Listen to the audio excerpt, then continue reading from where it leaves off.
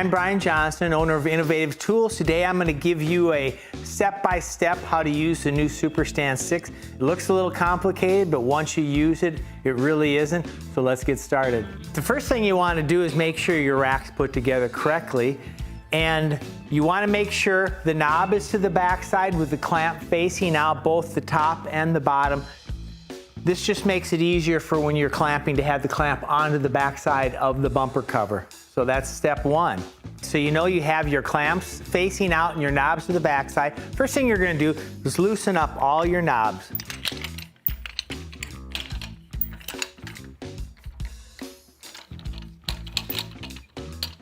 Go to the other side.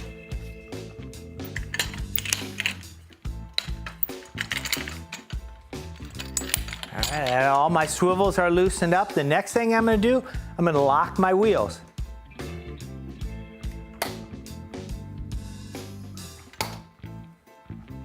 Next thing you do, you take and you drop the cradle down. I have a thumb support here, and you lower the cradle all the way to the downward position. Next thing I'm going to do, I'm going to set my cover on there. What I want to do, I want to just balance it and center it right on the middle of the stand as best I can. Next thing I'm going to do, I'm going to drop my cross support down probably to the middle of the cradle.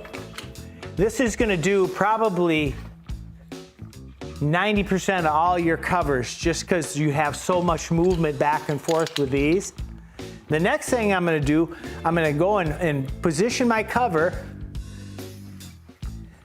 as closely as I can to how I think it's going to fit and look in the best shape. So I'm going to just come here. I'm just going to grab it here. I'm going to tighten this clamp.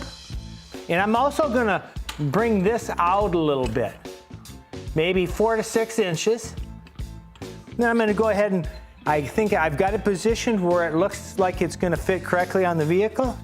And I'm going to tighten it. Then I'm going to come around and do the underside of the cover. Just grab it right there. Hold it in position.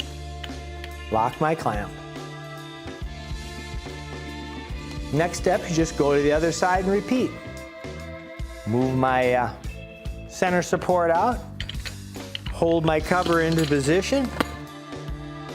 Looks good. I'll tighten this knob, tighten this knob, tighten this knob.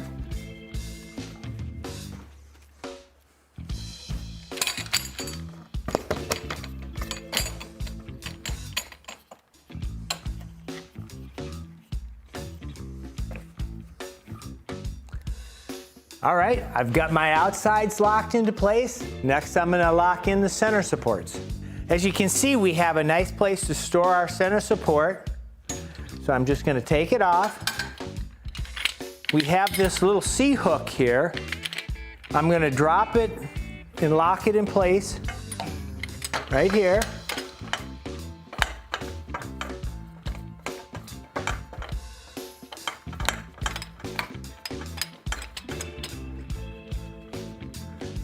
All right, I've gone and tightened it to the back cross support. Now I'm just going to come here and I'm going to grab a part of the cover that's going to be underneath the grill. So I'll just lock it in place and I'll put some support on it there and I'm going to lock my clamp.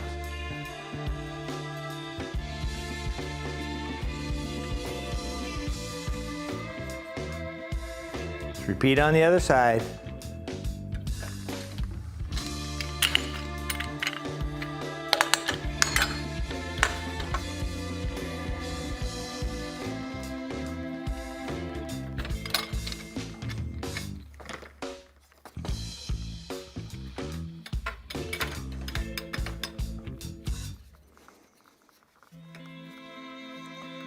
And hold it where it needs to be, just tighten your knobs.